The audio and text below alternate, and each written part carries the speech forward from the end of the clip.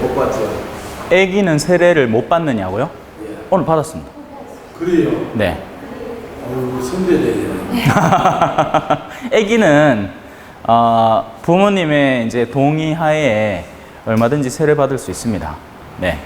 그러니까 신앙인으로 키우겠다는 그 동의하에. 네. 그래서 대부대모라는 개념이 있거든요. 그러니까 우리 엄마 아빠 말고, 그러니까 신앙의 엄마 아빠를 대부대모라고 해요. 그래서 합당한 대부대모가 있고 후견인이 있을 때 아기들한테 세례를 줄 수 있습니다. 네. 그래요. 제 아들이 어제 어디 노가다 갔다 보따리 사고 왔는데 네. 오늘 이제 교회 같이 가자 해서 어디 도망가보고 나 또 있어. 좋은데 그렇게 같이 오면 좋은데 못 자겠어요. 안녕하세요. 좋은 말씀을 듣고 하면 이 삶의 근데 이게 왜 그렇잖아요. 예를 들어서 담배 피는 자식이 있어요. 그죠? 그러면 담배 피지 않게 도와주는 말이 좋은 말이잖아요. 결국에는. 하지만 그 당사자에게는 쓴 말이죠. 왜냐하면 그렇죠. 아직 세상에 대해서 물들어 있는 상황에서 이 신앙에 대해서 조금씩 천천히 나아가는 게 애시당초 그 첫 단계부터 부담스러울 수 있죠. 예, 그래서 그런 경우에는 시간이 좀 더 필요합니다. 예, 좀 기다려줘야지 뭐. 같이 할게요. 시스. 네. 자, 그러면 시작기도 마치고 가겠습니다. 성호경 다시 한번 제가 알려드리면서 가르쳐 드릴게요. 성부와 성자와 성령의 이름으로. 우리 교회 안에는 삼위일체라는 개념이 있습니다. 그러니까 거룩한 아버지, 그리고 거룩한 아들, 그리고 거룩한 영, 이 세 가지가 서로 다른 모습이지만 한 분이신 하느님이라는 신앙을 고백하는 거죠. 그것이 담긴 기도가 성호경입니다. 먼저는 이마에다 손을 얹고, 그 다음에는 배에다가 손을 얹고, 그 다음에 왼쪽, 오른쪽 하면서 이 오른손으로, 그죠? 이렇게 해서 성호경을 걷습니다. 한번 해볼게요. 성부와 성자와 성령의 이름으로 아멘. 자, 이제 교리책 지난번하고 똑같이 550 몇 번이었죠? 511번이었나? 510 아니다. 주님의 기도 몇 번이고?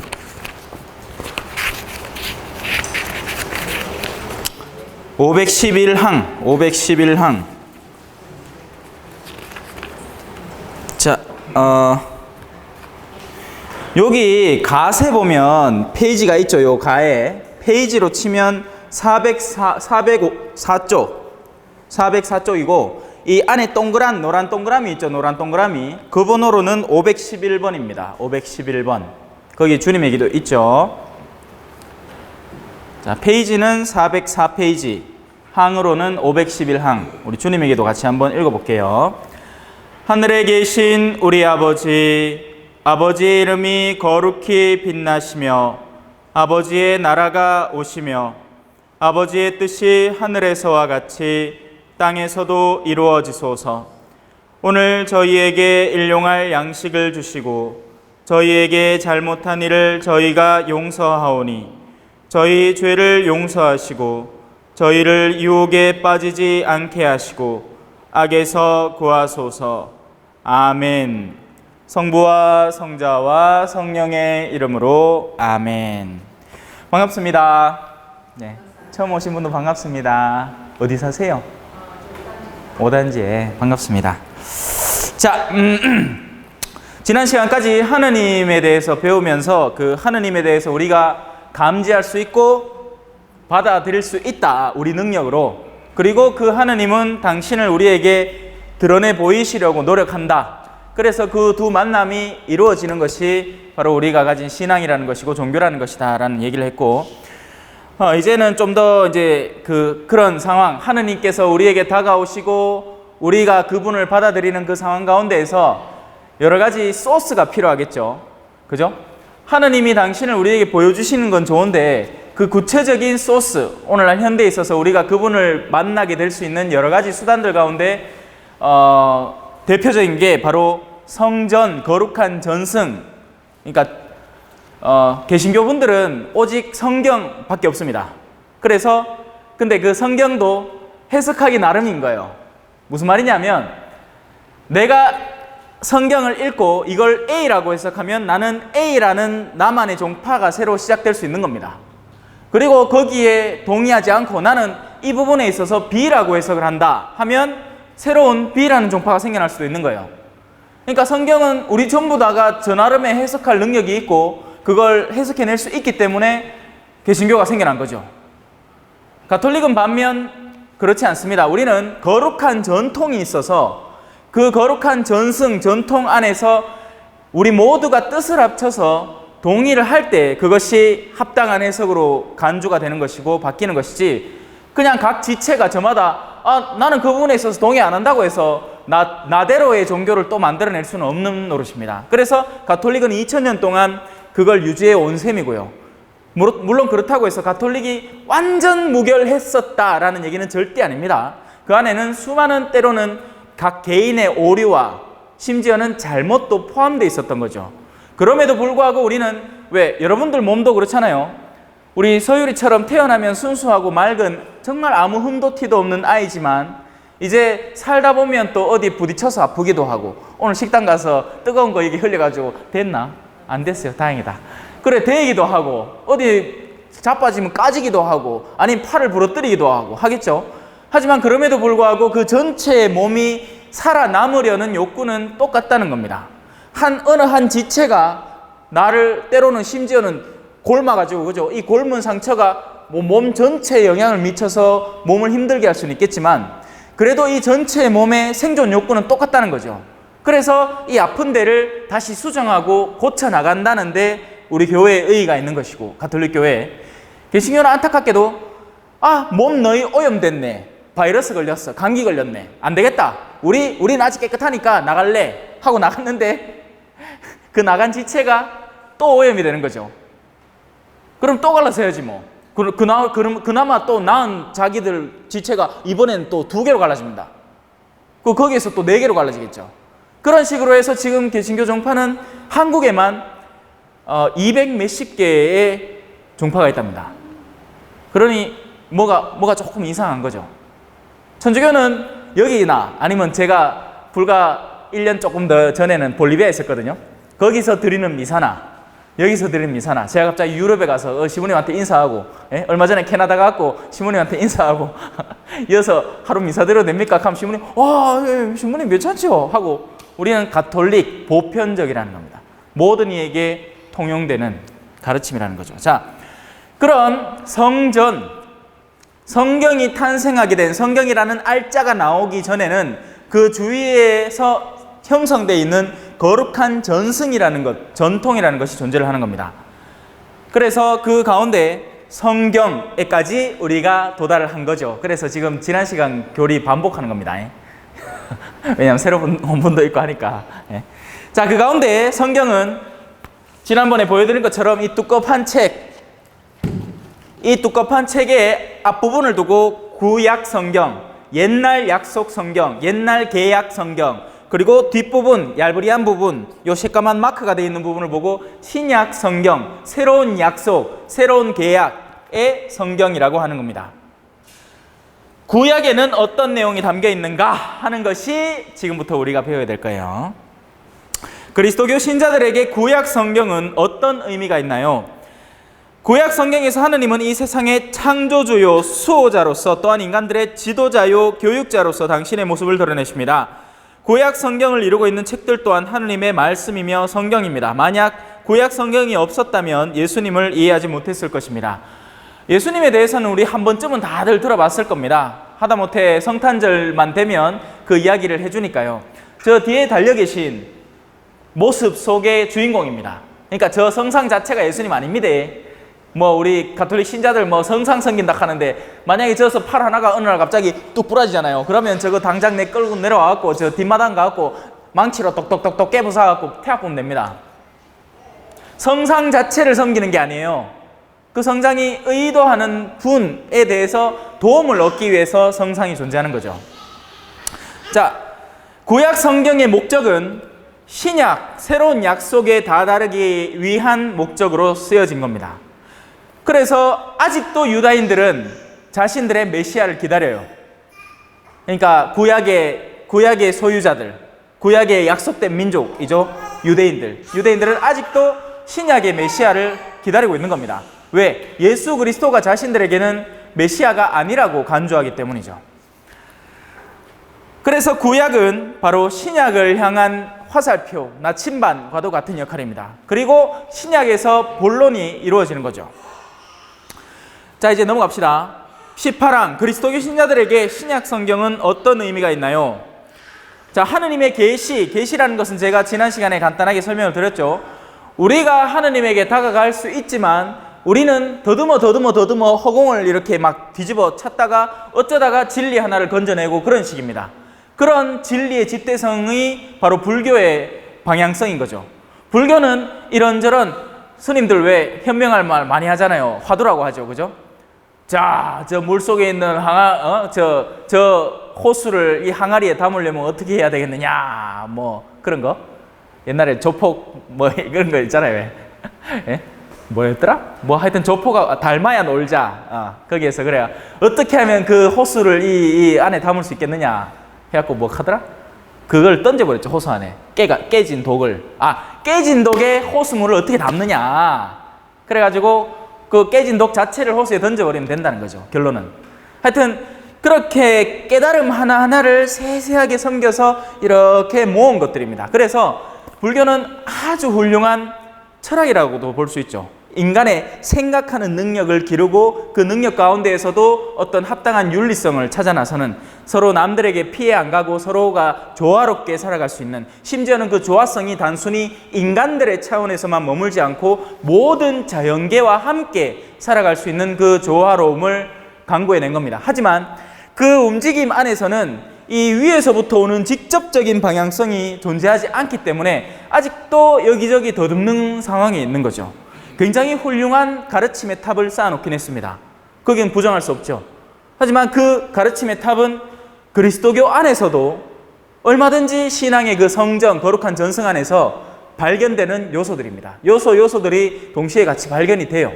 다만 우리 가톨릭 신자들은, 지금의 가톨릭 신자들은 거의 생각을 안 해요.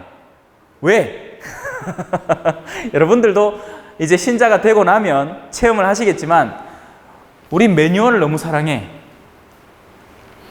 뭐 하락하는 걸 좋아하지 내가 뭘 생각하는 것을 피곤해합니다.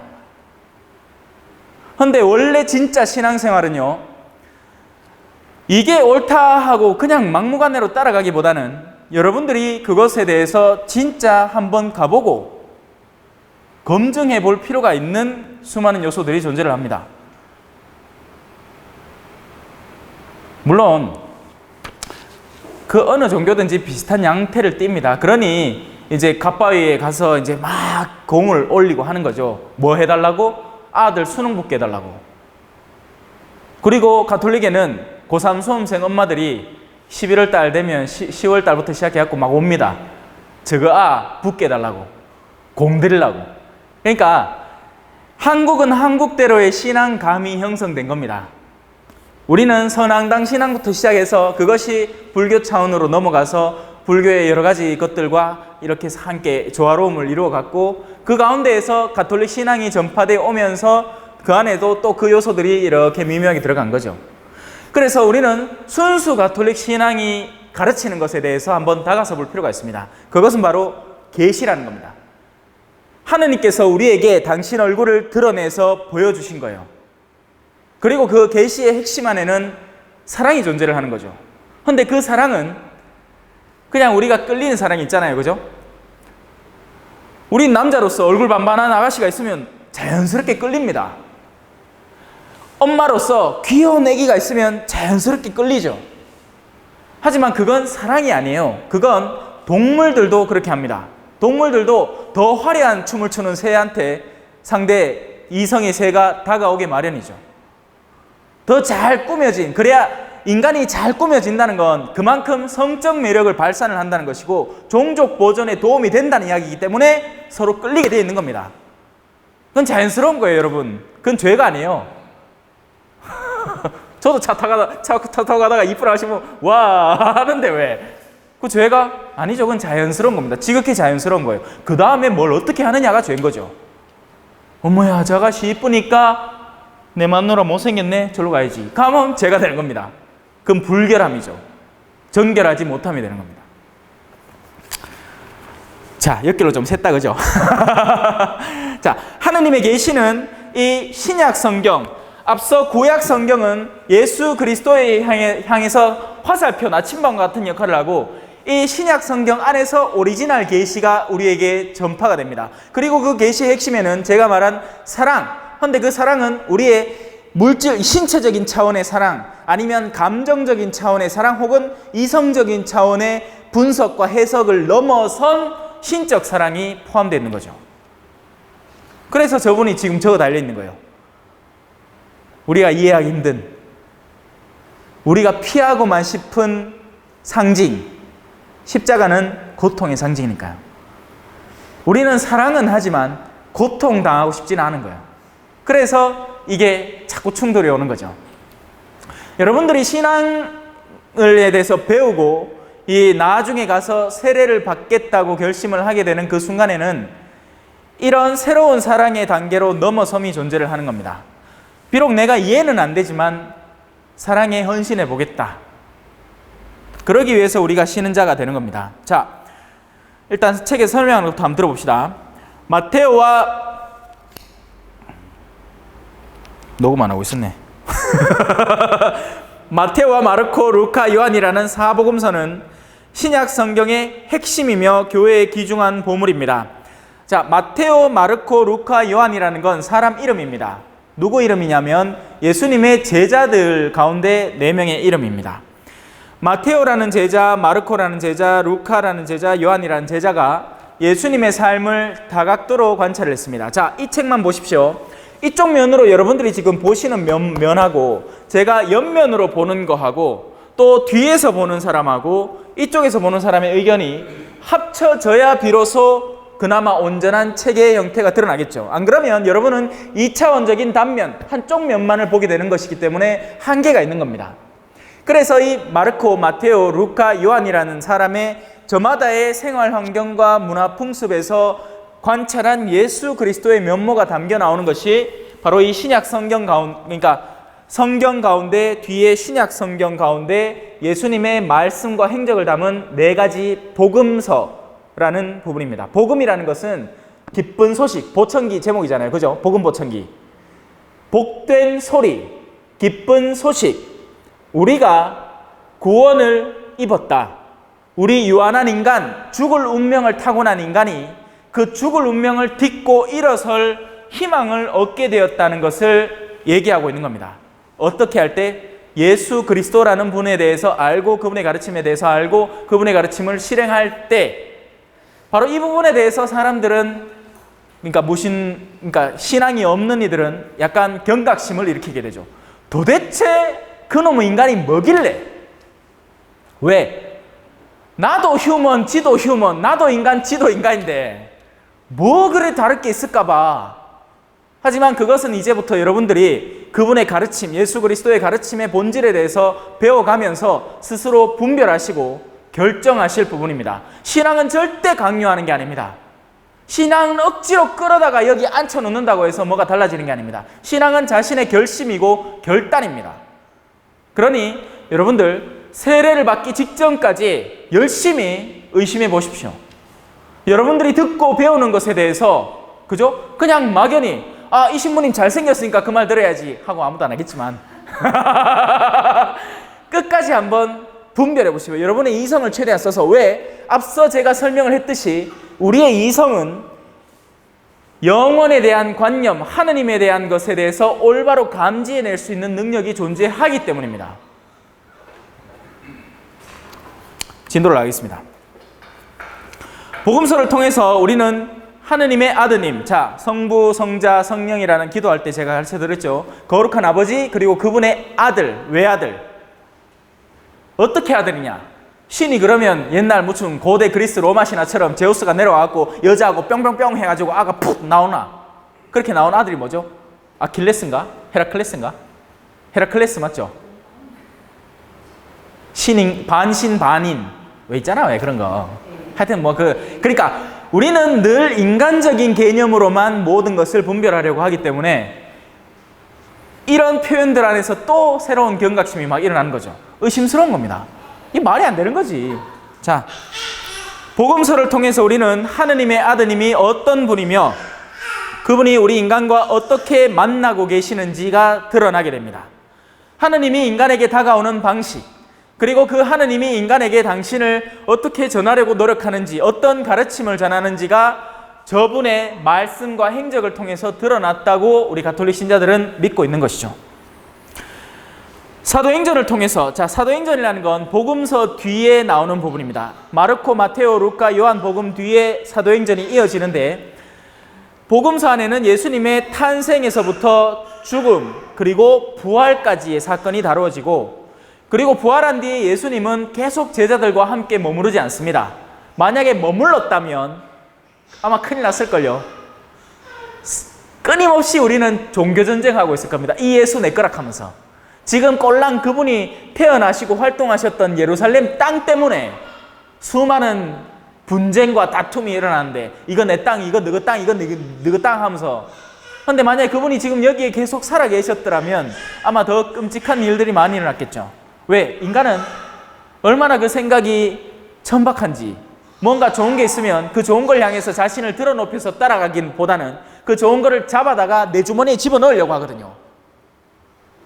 새는 언제 제일 예쁜지 아십니까? 하늘을 날아다닐 때 제일 예쁩니다. 그런데 우리는 그 새를 잡아다가 새장 안에 집어넣고는 그 새가 비명 지르는 소리를 들으면서 아이고 노래 잘하네 하고 앉았습니다. 아닙니다. 새는 비명 지르고 있어요. 날 보내달라고, 날 그만 두렵게 하라고, 나에게 자유를 달라고. 하지만 우리 인간은 인간적인 차원으로만 해석을 하는 거죠. 그래, 니 배고프지? 거의야, 자, 뭐이 더 줄게. 나 이딴 뭐이 싫거다. 벌레 줘, 벌레. 아이고, 또 그래, 고맙다고 알았다.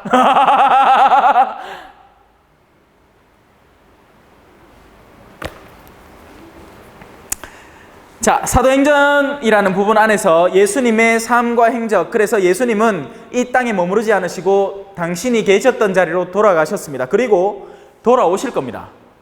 그게 약속되어 있기 때문이죠. 하지만 언제 어떻게, 요 부분에서 잠깐 짚고 넘어가면 여기에 대해서 예수님은 언젠가는 반드시 공적으로 도래를 하실 겁니다. 우리 모든 인류에게. 그런데 그날이 언젠지는 아무도 몰라요. 근데 언제 우리는 예수님을 다시 만나는가? 그 공적 계시 이전에 언제 다시 만나는가? 우리가 죽을 때 다시 만나게 될 겁니다. 여기까지만 얘기할게요.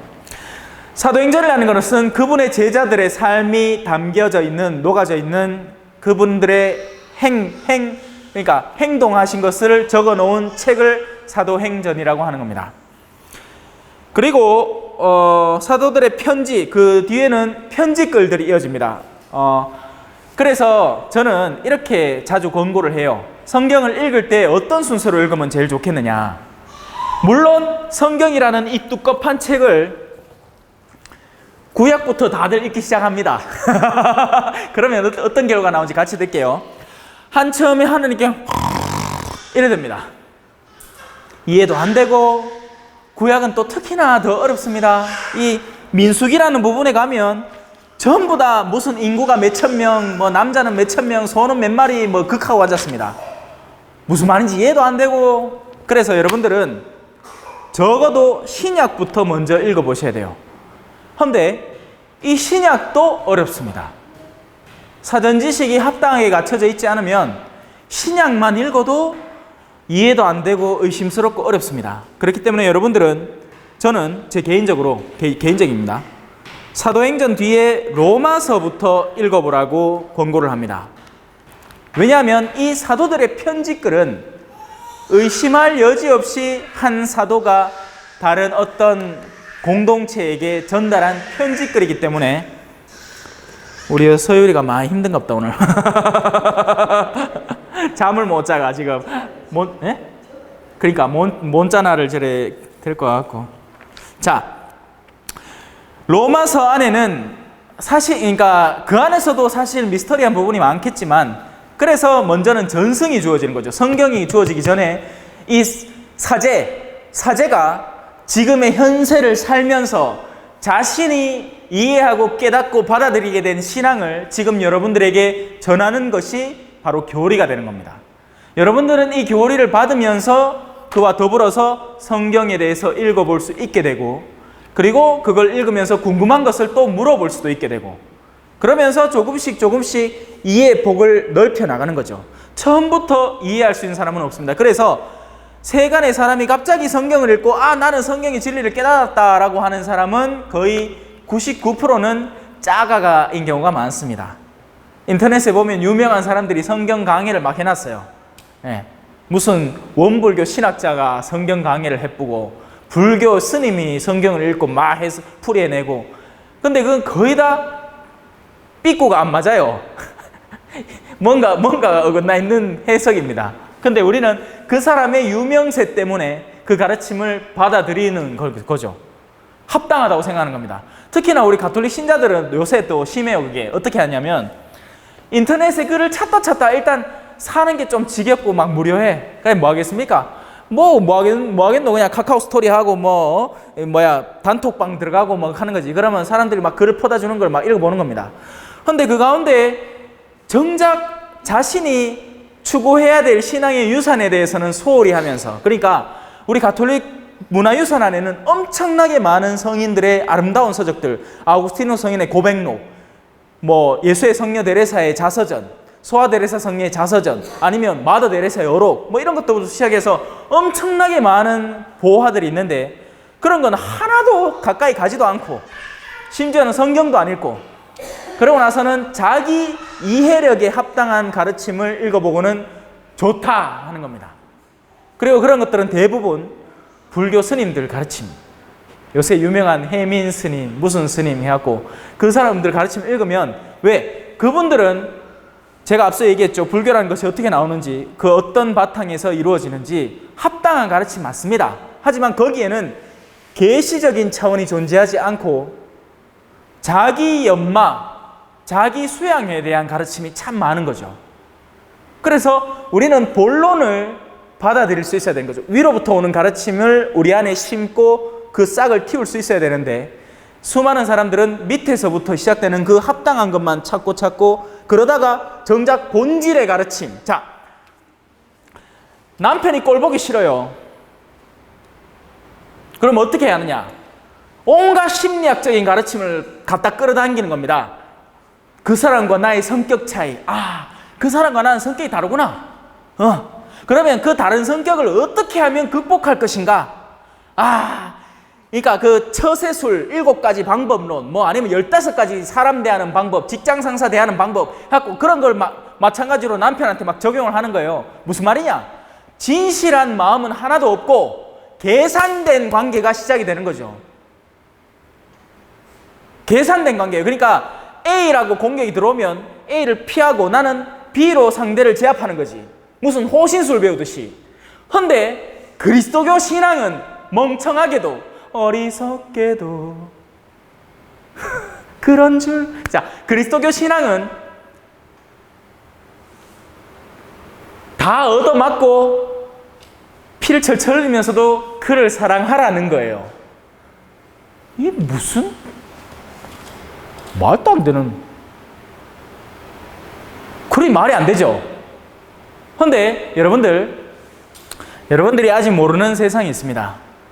저는 아는 세상이죠. 왜냐하면 저는 실제적으로 저 자신도 체험을 해봤고, 그렇게 사는 수많은 가톨릭 신앙 안에 몸담은 훌륭한 주로는 여성들입니다. 주로는 여성들.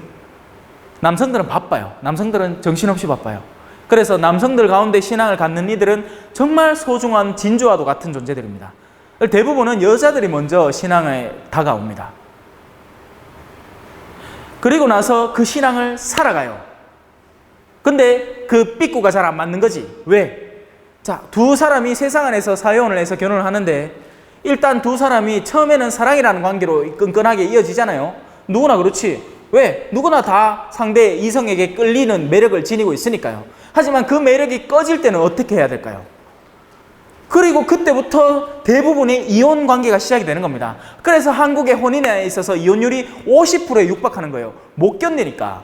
근데 가톨릭 신앙을 지닌 여성과 그렇지 않은 상대 배우자의 관계가 거기서부터 달라지기 시작하는 겁니다. 선을 달리하는 겁니다. 왜? 이쪽이 하루 참고 성당 갔다 와서 또 참고 참고 이런 관계가 계속 유지가 되는 겁니다. 근데 그러다가 어디까지 가느냐? 남편이 심지어는 그렇게 하다가 마지막 운명을 달리하기까지 합니다. 근데 운명을 달리하기 전에 아픈 순간이 오겠죠. 그럼 충분히 갖다 내던질 수 있는 능력과 파워와 모든 힘을 지닌 여성인데도 불구하고 자신의 선함 때문에 또 남편을 돌보는 거예요.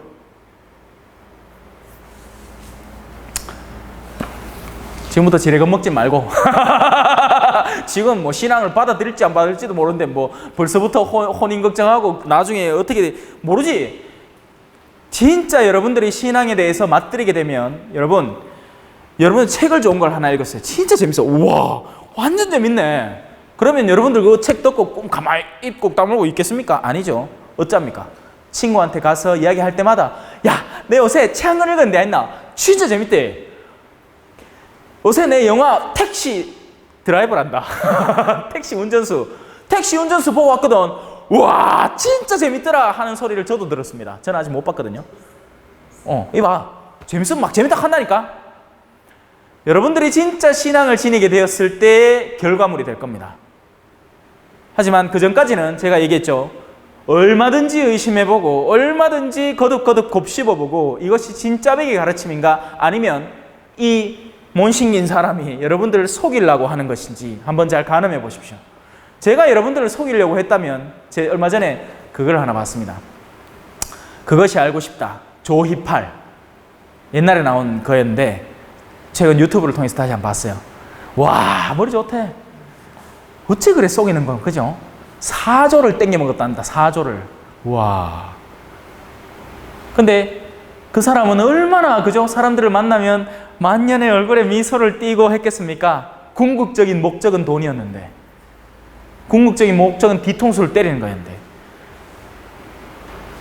여러분들 스스로 잘 분별하십시오. 저는 충실할 겁니다. 지금까지 그래왔고 볼리비아에서 8년을 그래왔고 여기 돌아와서도 여러분에게 충실할 겁니다. 그리고 저희가 여러분들에게 바라는 건 오직 하나뿐입니다. 여러분들이 진짜로 행복해지는 것뿐입니다. 왜냐하면 세상은 우리를 속이니까요. 세상은 우리에게 정신없이 여기로 가라 저기로 가라 가르치지만 결국 거기 가서 우리를 기다리고 있는 건 산 꼭대기를 넘어서는 결승점뿐인 거죠. 꼭대기를 넘어서고 나면 추락하는 것뿐입니다. 내가 암만 이뻐져 봐야 그 다음에는 노화뿐입니다. 내가 암만 돈을 벌어봐야 그 다음에는 상실뿐이겠죠. 돈을 잃든지 관계를 잃든지 가족 관계를 잃든지 그 모든 걸 다 동시에 지는 사람은 저는 아무도 못 봤습니다. 부유한 사람은 부유한 대로 괴로움을 지니고 있습니다. 그래서 저는 하나도 안 부러워요. 돈 많은 사람들이. 한번 여러분 그런 경험 없습니까? 뭐가 없을 때는 거기에 대해 걱정을 안 했어. 근데 그게 생기자마자 그때부터 그거에 대한 걱정이 시작이 되는 겁니다. 여러분 집 문을 왜 잠글까요? 볼리비아에서는 문을 안 잠굽니다. 왜냐하면 잠글 문도 없어. 잠글 문도 없어. 그냥 길가에 이거 철조망 같은 거 하나 쳐놓고 그냥 살아요. 누구라도 그 들어가려면 들어갈 수 있어요. 왜? 지킬 게 별로 없거든.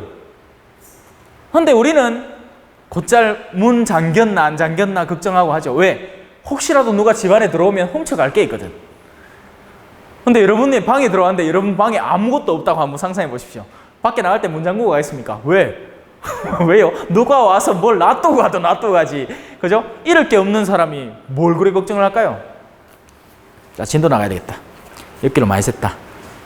자, 사도들의 편지에는 인간 삶의 모든 모습이 그리스도의 빛 속에서 새롭게 조명이 됩니다. 혼인 관계에 대해서 심지어는 금전 관계에 대해서 이런 것들도 다 그 안에 훌륭한 조언들이 들어 있습니다. 구약에도 마찬가지로 있어요. 잠언이라는 데 있습니다. 지혜서와 잠언 안에. 요한 묵시록은 이 세상의 종말을 미리 내다봅니다. 여러분 666이라는 숫자 들어보셨죠? 옛날에 우리 학생 때 바코드 안에 숨어있는 숫자가 666이다. 나중에는 사람들이 저마다 이마에 그 바코드를 찍고 이래 좀비처럼 댕길 게다 하는 그런 얘기를 많이 퍼뜨리고 당긴 종파가 있었습니다. 그런데 실제 666이라는 숫자 모든 언어는 그게 숫자로 치환이 됩니다. 특히나 고대 언어들은 그래요. 그렇게 해석을 하면 네로라는 로마 황제 이름이 나와요. 그래서 요한묵시록 안에서 서술하고 있는 것은 참으로 다이나믹한 어떤 이미지와 상징들로 우리에게 서술되는 것인데, 맞습니다. 세상의 종말에 대해서 서술을 하고 있는 건 맞아요. 하지만 그 세상의 종말에 대한 구체적인 역사적 사실을 다루고 있지는 않습니다. 하지만 수많은 젊은이들은 그 상징의 현혹이 되어서 그걸 그렇게 자기 딴에는 자기 식대로 뭔가 해석의 결론을 얻고 싶어 하는 거죠. 아닙니다. 성경은 그렇게 읽는 게 아니에요. 그래서 행여라도 여러분들을 성경을 읽으실 때 요한묵시록은 가능하면 읽지 마십시오. 제일 마지막에 읽으십시오. 그리고 제일 마지막은 언제냐? 여러분들이 신약에 대해서 충분한 이해의 지표가 세워졌을 때 읽으십시오. 안 그러면 우리 안에 있는 그 호기심이라는 것이 굉장히 강하거든요. 그 호기심이 여러분을 요한묵시록의 읽음을 통해서 엇나간 길로 이끌어가 버릴 겁니다. 신천지가 요새 대두하고 있어요.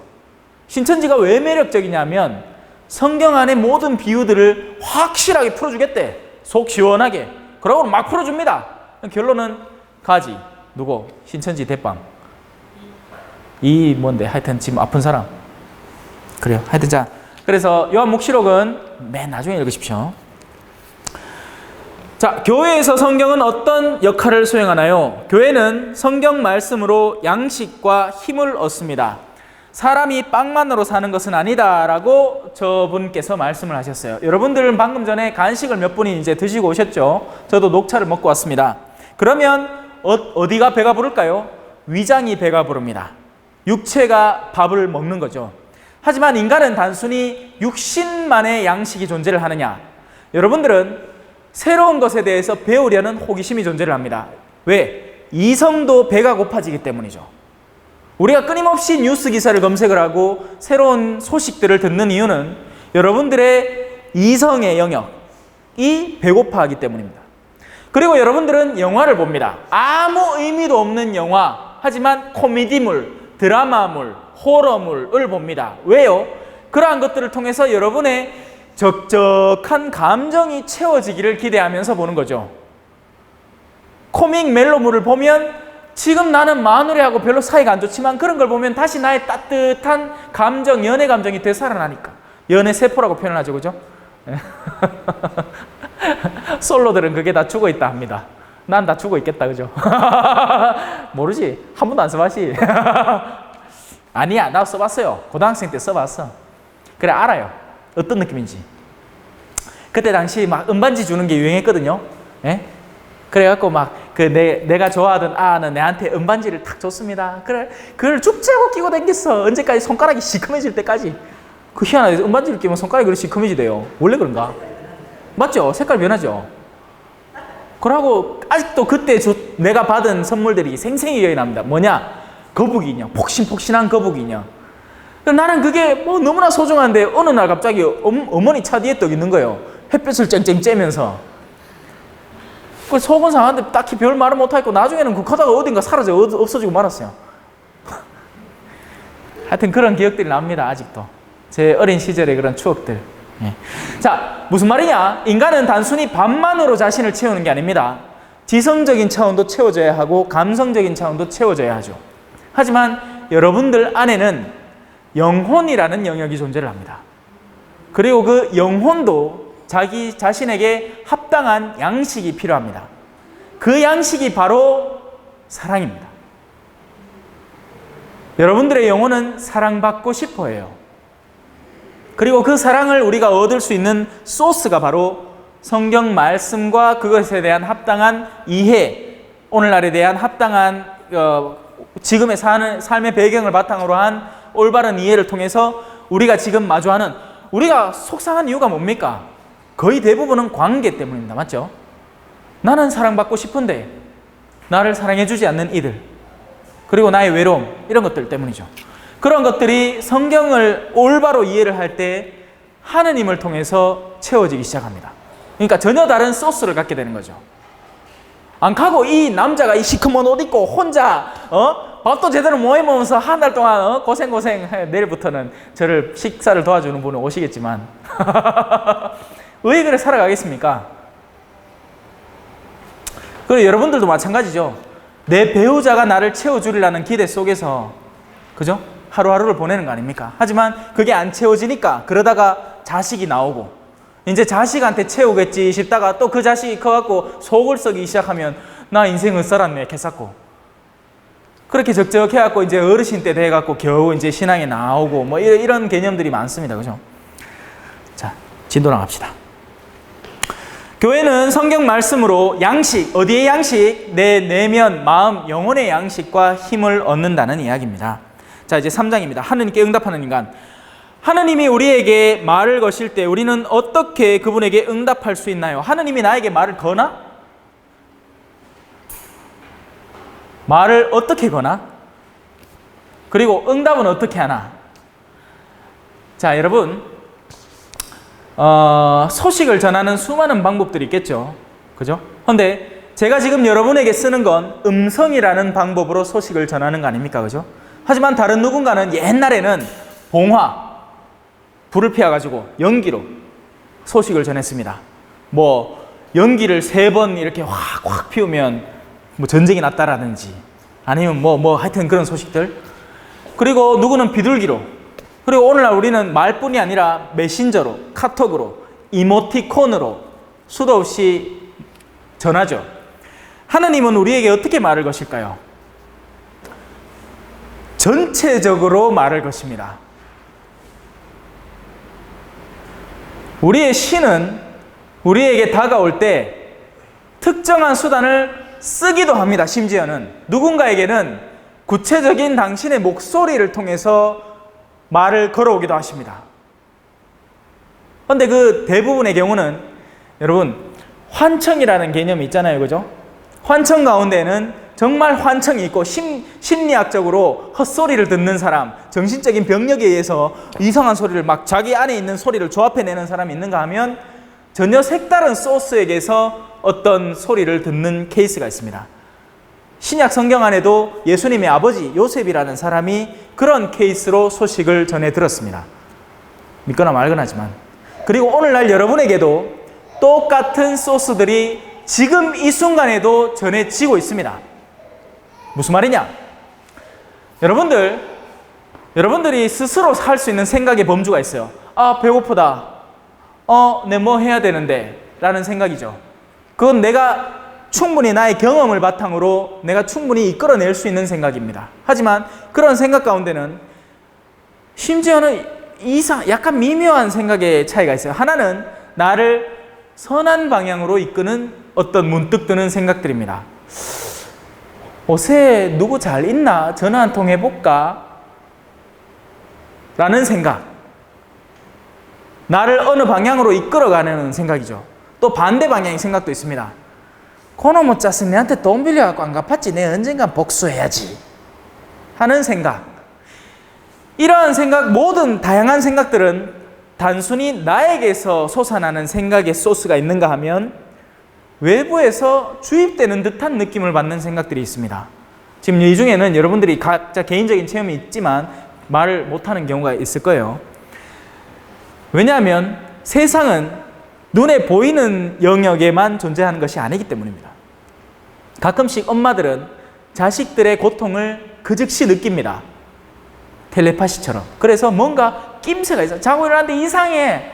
그래서 전화를 딱 해보면 아이고야 아가 전화를 안 받아. 나중에 알고 보면 사고 떡 나왔고 병원에 가 있어요.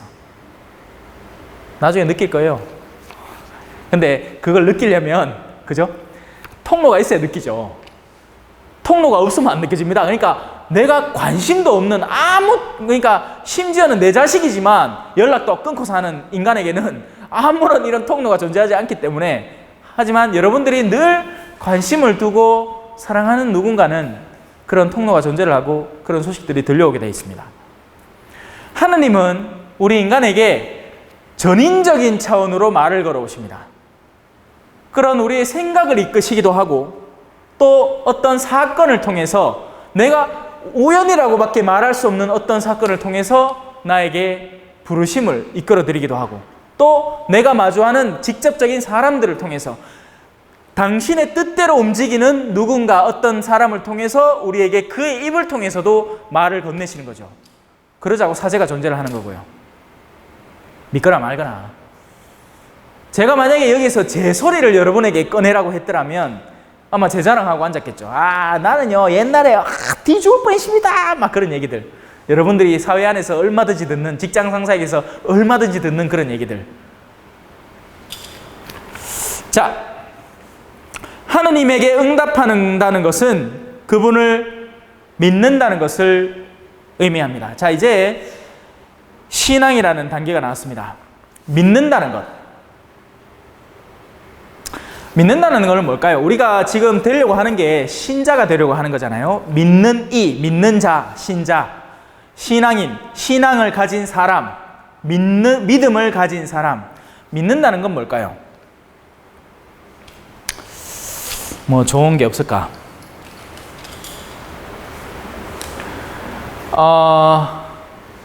자, 여기 열쇠가 있죠. 그리고 이래 하면 여러분들은 이제 둘 중에 하나입니다. 여기 열쇠가 있습니다 라고 제가 하면 믿든가 말든가 둘 중에 하나겠죠. 근데 그게 없을 때는 속는 거죠. 제가 이걸 열어 보이기 전까지만 해도 여러분들은 긴가민가 했을 수 있습니다. 근데 제가 잘못해갖고 이거 다 보였다. 근데 진짜 마술을 잘하는 사람이면, 그죠? 보이지 않는 영역에서 여러분들은 믿음을 둘 수밖에 없습니다. 보이는 것은 믿을 필요가 없죠. 여기 휴대폰이 있습니다. 믿을 이유가 뭐가 있습니까? 믿음이라는 것은 보이지 않는 어떤 영역에 대해서 내가 신뢰를 둘 때 일어나는 일입니다. 한 가지 여러분들의 믿음을 가르쳐 드릴게요. 여러분들은 돈을 믿습니다. 무슨 말이냐? 10,000원짜리 지폐가 있으면 이 지폐가 10,000원의 역할을 한다고 믿죠. 맞죠? 근데 자, 나는 그 믿음을 갖고 자고 일어났어요. 어머야, 밤사이에 이놈의 트럼프하고 정일이가 싸워갖고 서로 핵폭탄을 씩씩 날렸네. 그래갖고 고강 떨어졌습니다. 우리나라가 비상체제에 돌입을 했어요. 그래서 극하고 있는 와중에 북한이 미사일을 날렸는데 우리 중앙은행을 때려부었어. 통화체계가 개판이 된 거예요. 더 이상 돈을 만들어내지도 못하고 이 돈이 하룻밤 사이에 종이 조각이 된 겁니다. 사람들은 더 이상 돈을 신뢰하지 않게 된 거죠. 뭘 신뢰하느냐? 금쪼가리를 신뢰하는 겁니다. 지금 금값이 오르고 있습니다, 여러분. 막 금을 사들고 있어요. 돈 있는 사람들은 요 골드바 요거 10g짜리, 100g짜리 막 사들고 있습니다, 지금. 그렇게 한다고 여러분도 또 사지 말고. 자, 그렇게 자고 일어난 사람이 다음날 아침에 아무것도 모르고 가게에 또 가고 주스 하나 사 먹겠다고 이거 돈을 떡 내밀었어요. 손님, 이거 안 됩니다. 손님은 그냥 총 들고 나왔고, 나가. 이거 다 우리의 묵 살아야 돼. 너한테 팔 거 없어. 무슨 말이죠? 믿음이 깨진 겁니다. 우리는 믿음을 바탕으로 한 사회 위에서 살고 있습니다. 여러분들이 보험을 믿고 여러분들이 여러분들의 회사와 직장을 믿죠. 이 직장이 내 삶을 보장해 줄 거라는 걸 믿는 겁니다. 아닙니다, 여러분. 신뢰들이 신뢰를 형성하는 겁니다. 그 직장이 존재할 수 있는 이유는 그 직장에서 거래하고 있는 거래처와 신뢰관계가 깨지지 않았기 때문입니다. 우리가 사는 모든 세상은 신뢰를 바탕으로 이루어집니다. 그래서 그 반대로 신뢰가 깨지면 우리는 발 디딜 자리가 없게 되는 거예요. 그런데 이 세상 안에서 우리가 신뢰를 두는 모든 것들은 그 신뢰가 근본적으로 깨질 수밖에 없는 상태에 놓여 있습니다. 대기업 다니면 내 삶이 보장되겠지 하하하 했는데 어느 날 갑자기 명예퇴직도 당해갖고 책상만 떡 놔두고 일도 안 주고 나가라고 막 정용하고 막 개무시하고 얼마 전까지만 해도 자기 부하였던 사람이 자기보다 윗자리에 떡 앉아갖고 그래 어세 정 사장 아직도 극하고 앉았나 하고 옆에 빈정대면서 지나가고 자, 우리는 신뢰를 바탕으로 한 사회 안에서 살아갑니다. 우리 인간은 단순히 물적 계산이나, 그죠? 정신적인 이해력 안에서만 사는 게 아니라 신뢰라는 관계 안에서 살아갑니다. 그리고 여기에서 여러분에게 주어지는 도전이 바로 신앙, 그러니까 종교적인 차원의 신앙에 대한 도전이 되는 거죠. 믿을 것인가 말 것인가. 누구를? 세상을 창조한 전능하시고 영원하신 존재를 믿을 것인가 말 것인가 하는 이 두 가지의 의견 차로 사람들은 전혀 색다른 삶을 살아가게 됩니다. 무슨 말이냐? 영원에 대한 믿음이 존재하지 않는, 그 영원한 신적 존재에 대한 믿음이 존재하지 않는 사람은 자기 자신밖에 믿을 게 없습니다. 궁극적으로, 최종적으로. 심지어는 지 아내도 지 자식도 못 믿어요. 그건 살아보면 압니다. 내 배 아파서 난 자식이라고 나를 사랑하라는 법이 없어요. 내 아내라고 평생 내 병수발 해줄 것 같죠? 수 틀리면 떠나는 게 아내입니다. 그러면 안 되지, 제발 그러지 마시세요. 하지만 이 영혼에 대한 신뢰를 가질 때 사람은 그 인간 근본 존재 자체의 불안성에서 벗어날 수 있게 됩니다. 그렇기 때문에 엉뚱한 짓거리도 해볼 수 있는 거죠. 왜? 이분이 나에게 보장해 줄 수 있는 게 많거든. 자, 여러분, 백이라는 게 있죠. 백이 든든할 때 우리는 허황한 짓까지 해볼 수 있게 됩니다. 그러니까 우리 아빠가 사탕 공장 사장이야. 그러면 내가 언제라도 아빠한테 쪼르륵 달려가면 사탕 주겠지. 그러면 지금 내가 가진 사탕이 10개밖에 없지만 그 10개를 전부 다 친구들에게 니도 먹어, 니도 먹어, 니도 먹어, 니도 먹어 하고 나눠줄 수 있는 거예요. 만일에 내 아빠가 사탕 공장 사장이 아니야. 그럼 어떻게 될까요? 그 10개 중에 합리적인 선에서 나눠줄 겁니다. 내가 오늘 하나 먹고 내일 먹고 그 다음날 먹고 5일째 지나고 나면 사탕 유통기한이 6.7일이니까 6일째 끝까지는 내가 먹고 그 7일째 내가 최대한 인심 썼다. 좋아. 7점 며칠 남아있겠지만 그 7일째 거부터는 내가 줄 수 있겠지 라는 통박이 때려지는 게 세상 삶의 논리입니다. 그래서 엄밀히 말하면 세상 사람들은 엄밀한 차원의 자선 행위가 존재하지 않는 거예요. 언제나 제 몫을 다 챙기고 난 뒤에 남는 걸 주려고 하기 때문이죠. 하지만 신앙인은 다릅니다. 신앙인은 그래서 세상 사람들 보면 멍청하다고 해요. 왜 저렇게 살지? 아니, 지가 2015년도에 병에 걸리고 심각하게 앓고 2016년도에 또 병에 걸리고 또 돌아와서도 또 일하다가 병이 걸린 줄 알면 일을 고마하지. 누구 얘기 이게? 내 얘기입니다. 근데 또 일을 해. 그 일도 죽자고 해요. 열과 성을 다해서 하는 겁니다. 왜? 오늘이 제 마지막 날이니까. 그래도 상관없으니까. 여러분들은 믿음을 바탕으로 한 사회 안에서 살아갑니다. 믿음을 바탕으로 한 세상 속에 살아가요. 그런데 그 최종 믿음을 어디에 둘 것인가? 최종 믿음을 보람상조에 둘 것인가? 아니면 영원이신 분에게 둘 것인가를 여러분이 선택을 해야 그 다음 진도가 나갑니다. 그래야 여러분들은 여러분들을 던져볼 수 있게 돼요. 애가 나무 위를 타고 올라갔습니다. 그리고 밑에 아빠가 다가와요. 아빠가 호리호리해. 그래, 아가 올라가는 가는데 못 내려오잖아요. 저도 어릴 때 그래왔지만 막 이런 눈에 보이는 대로 자꾸 막 올라가는 가는데 내려올라가 있긴 해. 까마득하고 막 갑자기 안 높아 보이던 높이가 막 높아 보이고, 그때 아빠가 밑에 와갖고 야 띠내는 애 받아줄게 했을 때 아빠를 신뢰하는 아이는 자신을 나뭇가지에서 놓고 아빠에게 자신을 던질 겁니다.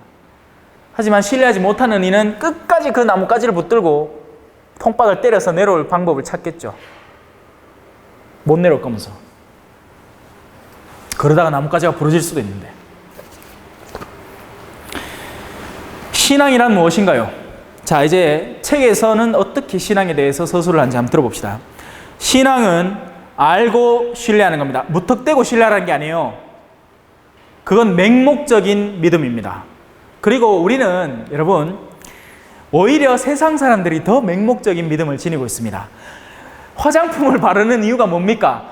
요걸 바르면 내가 저 연예인처럼 이뻐지리라는 믿음을 지닌 겁니다. 그걸 믿는 거죠. 거기 속아 넘어간 거고요. 그리고 실제로 그 화장품 안에 어떤 독소가 들어있는지, 장기적으로 내 얼굴, 내 피부에 어떤 영향을 미치는지는 전혀 계산을 때리지 않습니다. 그 화장품 가게에서 말하는 것을 그대로 믿는 거죠. 요거 알로에베라 제품이라서 여러분들 피부에 바르면 피부가 재생돼요. 재생은 개뿔. 피부를 도로 죽일 수도 있는데. 이 선크림은요, 안에 피부를 보호하는 성분이 들어있어요. 아니요, 선크림 자체는 그거 조개 껍데기를 갈아서 만든 거고 결국에는 피부를 상하게 만드는 겁니다. 그 미미한 입자들이 그 섬세한 피부 사이사이에 박히면 죽이는 거죠. 그런데 우리는 또 순진하게 신뢰하는 거예요. 그래 되리라고. 그렇게 해서 피부가 상하면 그 다음에 뭐 바릅니까? 또 비비크림 발라가 처덕처덕 발라갖고 티 다 없애잖아. 몰라, 내 안 써봐 모르겠다. 여러분들이 더 잘 알겠지. 회사에서 무언가를 판매할 때 단점을 이야기하는 경우는 거의 없습니다. 여러분, 지금까지 코카콜라 광고를 한번 보십시오. 마시세요. 사람들이 전부 다 행복하게 웃고, 그죠? 마치 이 코카콜라를 마셔서 모두가 행복한 듯이 다 웃고 있지 않습니까? 그래서 미국은 비만 사회가 됐습니다. 우리 인간의 신체 활동으로는 그 탄산음료 그게 1리터건 아니면 500ml건 그걸 하루 만에 다 소화해낼 수 있는 능력이 없습니다. 그러니 축적되는 거죠. 그런데 우리는 코카콜라 광고를 보면서 역시 음료수 중에는 코카콜라지. 이마트 가판대를 지나가면서 막 수많은 깨끗한 음료수들, 그냥 물 이런 건 다 지나가고 광고에 나왔던 그거네 하고 사는 겁니다. 누가 여러분을 속이는 겁니까? 자, 신앙은 알고 신뢰하는 것입니다. 여러분들이 세상에 대해서 올바로 알게 되면 알게 될수록 하느님에 대한 신앙이 더욱 커질 수밖에 없고, 반대로 또 하느님에 대해서도 배워 알면 알게 될수록 그분을 믿고자 하는 마음이 커지게 될 겁니다. 신앙은 다음과 같은 7가지 특징을 지닙니다. 신앙은 순전히 하느님의 전적인 선물이며 우리가 진심으로 그것을 청할 때 얻게 됩니다. 이런 헷갈리는 부분은 넘어가도록 합시다. 지금 이해를 시도해봐야 이해가 되지 않을 테니까요. 단순히 우리가 만들어 쌓는 어떤 것이 아니라 하느님께서 우리에게 건네주는 선물이라는 겁니다.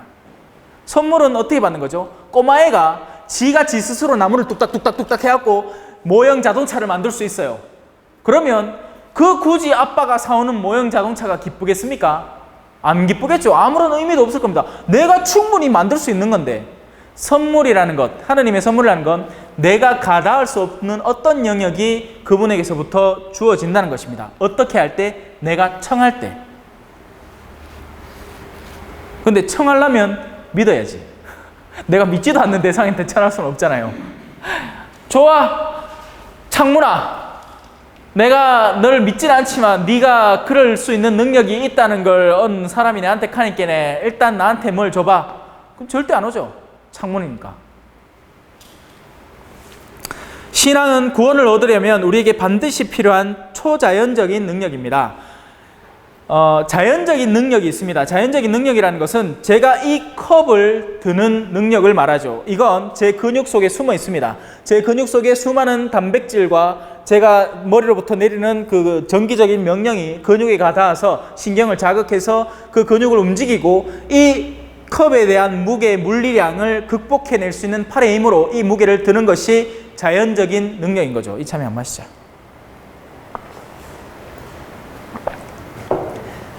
하지만 우리가 갖고 있는 신앙이라는 능력은 그 자연적인 능력을 넘어선 초자연적인 능력입니다.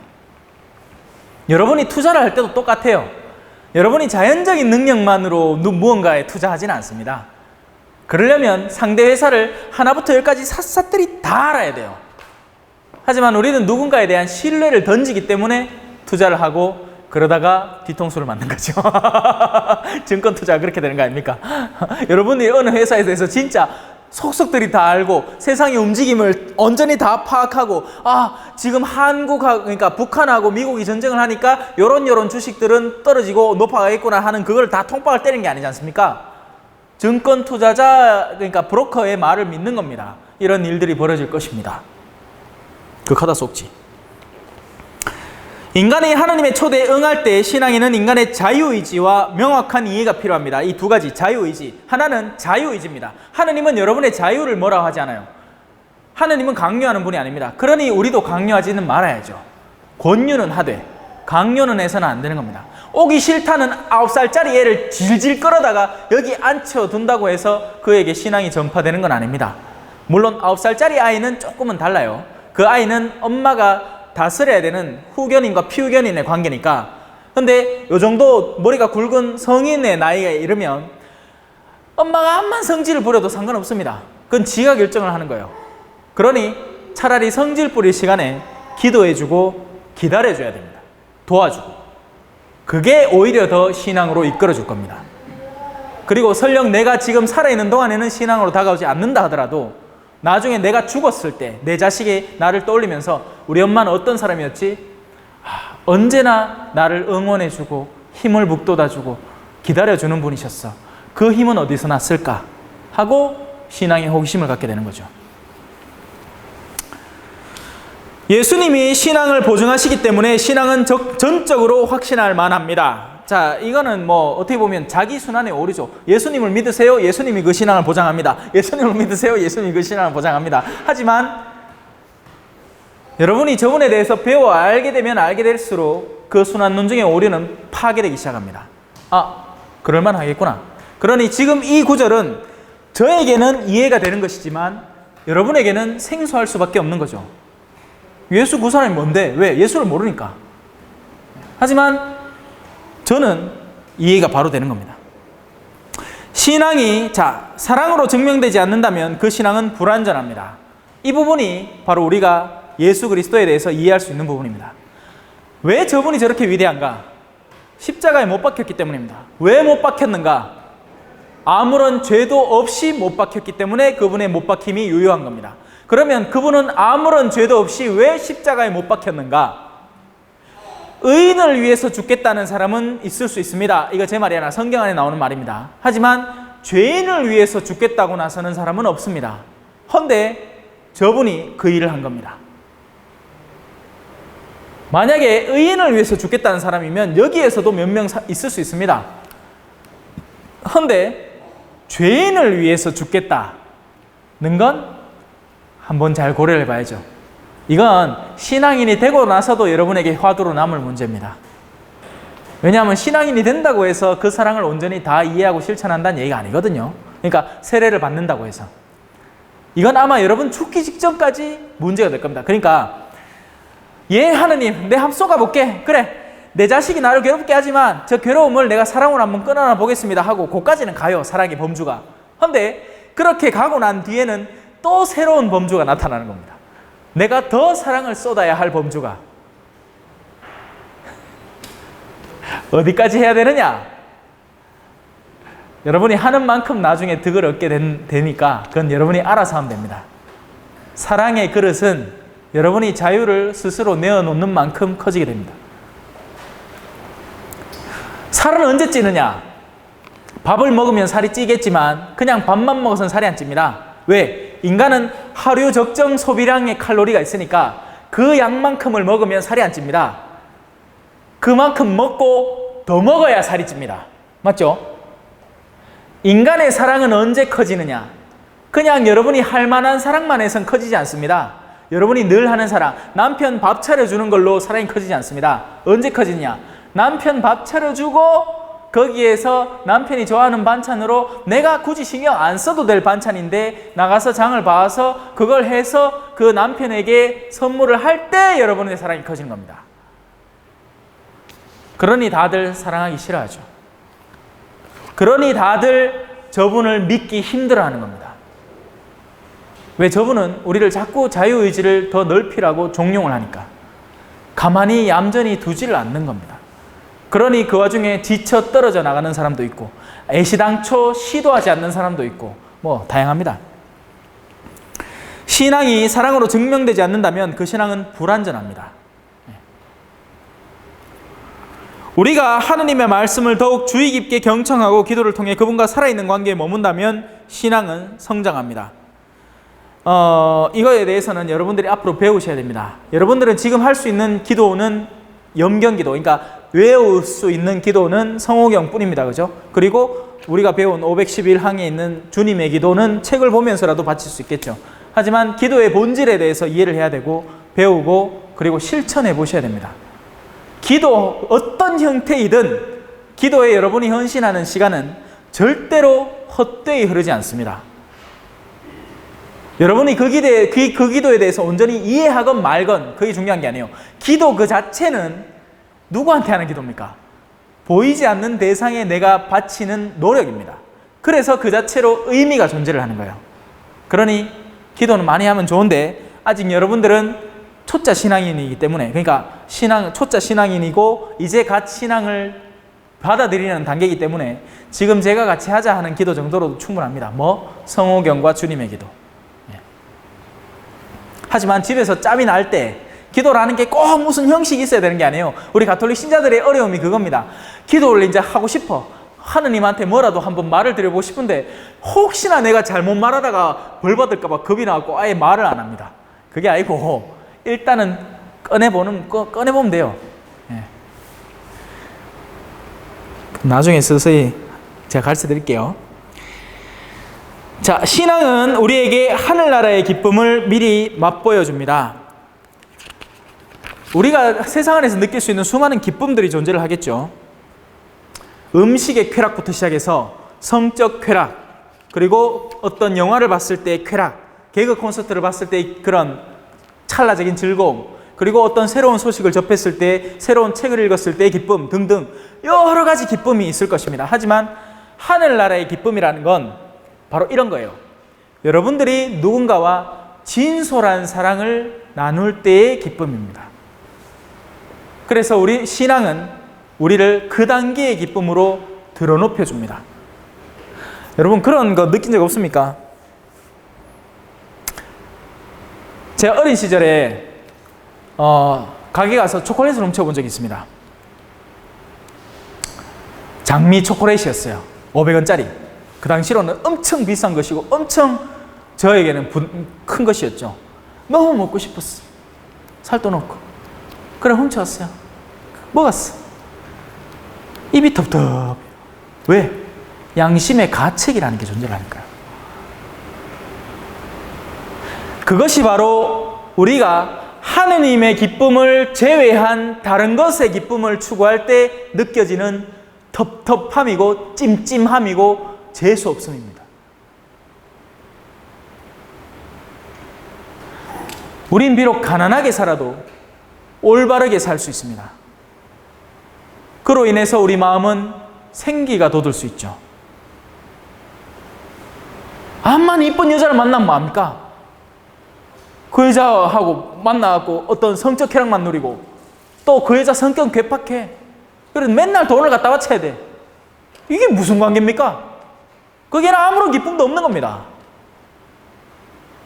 그러니 여러분들에게 진짜 기쁨을 선물하고 싶은 게 제가 바라는 거라는 거죠. 자, 4분 동안 질문 받겠습니다. 궁금하신 거 있으면 물어보십시오.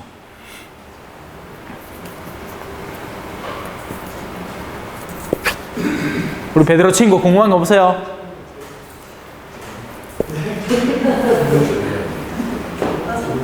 우리 형제님 궁금한 거 안 물어보세요? 궁금한 게 많습니다. 네, 좋습니다. 왜 미국하고 지금 북한하고 싸우려고 종교를 떠나서 얘기해요? 왜 싸우려고 해요? 자, 제가 그러니까 지금 이건 지극히 제 개인적인 견해를 물으시는 거고 제 개인적인 견해를 말할게요. 모든 싸움은 공통적입니다. 욕심 때문인 거죠. 뭔가에 대해서 차지하려는 욕심이 서로 상충될 때 다툼이 일어납니다. 그리고 이 싸움은 지금 국제적인 규모로 커져서 그럴 뿐이지 사실은 어린애 둘이 싸우는 거하고 크게 다르지가 않아요. 장난감은 하나뿐인데 네가 한 번 놀고 내가 한 번 놀면 되는 그 장난감을 이게 둘이서 서로 지금 다 차지하겠다고 하니 둘이서 치고받고 싸울 수밖에 없는 거죠. 모든 싸움은 크게 다르지 않습니다. 거기서 출발하는 거예요. 이게 다만 국제적인 규모로 다분화되고 복잡한 양상을 우리에게 전해줄 뿐이죠. 우리나라에도 그 싸움이 일어나고 있어요. 이 정당과 저 정당 싸우는 게 있죠. 그러니까 이유야 다양하겠죠. 뭐 이 정당은 우리는 이런 그 정책을 갖고 있고 뭐 자기들은 저런 정책을 갖고 있대요. 하지만 둘 다 국민은 안정에도 없는 겁니다. 자기들의 당론이 중요한 것이고 당이익이 중요한 것이죠. 두 나라도 마찬가지예요. 자기만 바라보니 싸우는 겁니다. 그리고 그 싸움의 결과는 뭘까요? 힘센 놈이 이깁니다. 끝. 근데 힘센 놈이 이긴다고 끝나느냐? 아니죠. 당한 놈은 그걸 앙심을 품고 있다가 나중에는 반드시 되갚을 겁니다. 그게 반복되는 게 인류 역사의 어리석음이었어요. 하지만 또 일어나게 될 겁니다. 일어날 수도 안 일어날 수도 있겠죠. 근데 그걸 어떻게 변화시킬까요? 저 위에 분의 힘에 기댈 수밖에 없습니다. 왜? 우리가 만약에 할 수 있는 것이 있다면, 내가 정치인이라면, 만약에 제가 지금 사제가 아니고 정치인이라면 저는 정치인으로서 그 상황을 타개할 수 있는 방법에 제 최선을 다할 겁니다. 하지만 저는 지금 사제라는 제 삶의 길을 택했고, 지금 이 사제라는 자리에 있는 그냥 국민의 한 사람으로서 저는 투표했고요. 그래서 대통령이 뽑혔죠.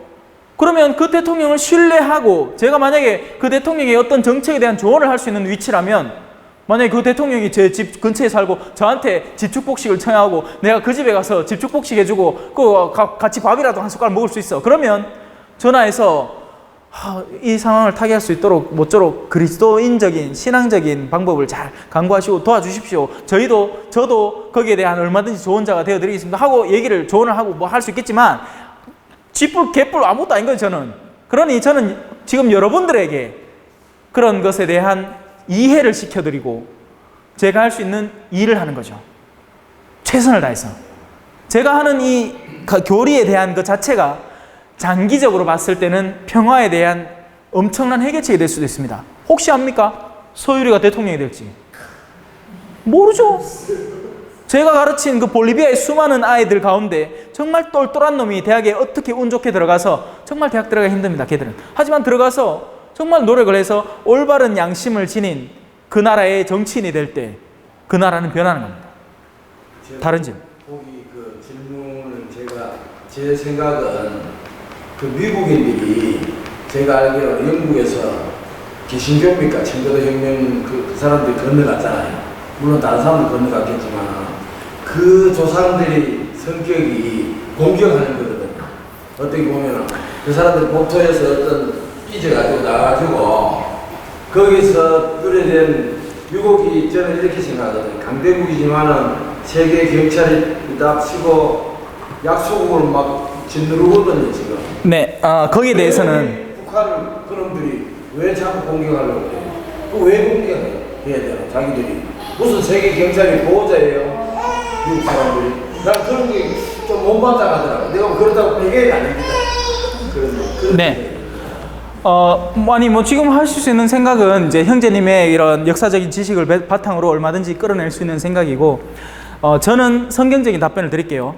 아버지의 이가 시리다고 자식의 이가 시리진 않습니다 라고 표현을 합니다. 그러니까 부모의 죄가 자녀들에게 전해지진 않아요. 하지만 그 성향은 전해질 수 있겠죠. 물론 전투적인 수쟁적인 성향, 뭐 건드리면 욱하는 성향, 그런 기질적인 특성은 우리나라에도 존재를 합니다. 어떤 건조하고 뭐 어떤 고산 지역에서는 뭐 그런 성격이 좀 차분하다든지, 아니면 또 대륙에서는 좀 느린 성향, 게으른 성향, 날씨가 따뜻하면 또 이렇게 좀 게으른 성향, 아니면 이런 기후가 자주 변하는 데는 좀 빨리빠릿하게 움직이려는 성향들이 있어요. 하지만 그 성향 자체가 인간을 죄로 몰아넣지는 않습니다. 그건 전혀 다른 차원이에요. 그건 그 개개인의 개별적인 선택인 거지 성향을 탓할 수는 없습니다. 네. 자, 다른 질문 없으면 오늘은 여기까지 하겠습니다. 자, 오늘 와주셔서 고맙고, 오늘 세례 받으신 두 분 또 이 자리를 통해서 축하드리고요. 세 분이네, 세 분. 서울까지. 모쪼록 여러분들도 잘 준비하셔서, 일단 제가 거듭 말씀드립니다. 언제나 그렇게 비판적이 되셔도 됩니다. 제가 가르치는 것 가운데 궁금하신 거는 마치고 시간을 드릴 테니까 물어보시고, 또 좀 일찍 오시면, 그죠? 일찍 오시는 그 시간대에 안에서 차 한잔 하면서 또 물어볼 수도 있고 그래 주십시오. 제가 아는 선에서는 성실하게 대답을 해드릴게요. 하지만 제가 모르는 거는 어쩔 수 없습니다. 제가 무슨 만물 박사도 아니니까요. 네. 마친 기도 영광송이라는 거 한번 바쳐보겠습니다. 여러분들은 그냥 오늘 성호경만 2번 따라 하시고 영광송이라는 기도문을 한번 잘 들어보십시오. 성부와 성자와 성령의 이름으로 아멘. 영광이 성부와 성자와 성령께 처음과 같이 이제와 항상 영원히 아멘. 성부와 성자와 성령의 이름으로 아멘. 감사합니다.